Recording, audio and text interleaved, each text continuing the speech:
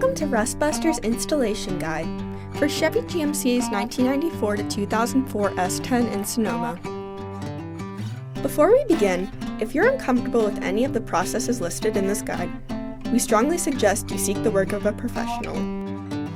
Ensure you have all the tools and utilities listed and that you're following all the manufacturer's safety precautions during use. Step 1. Disconnect your vehicle's battery and inspect for potential fire hazards such as leaking fuel lines and engine components. Prepare or remove these before starting. Finally, clear the work area of any safety hazards. Step 2. Lift up your vehicle and remove your bed. Cut off the factory spare tire crossmember, followed by burning off the rivets. Grind the frame free of rust and debris, revealing bare metal.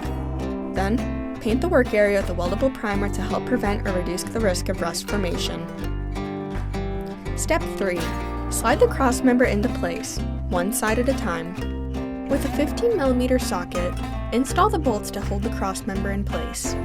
Then, hold the spare tire plate up to the frame and C-clamp it into place.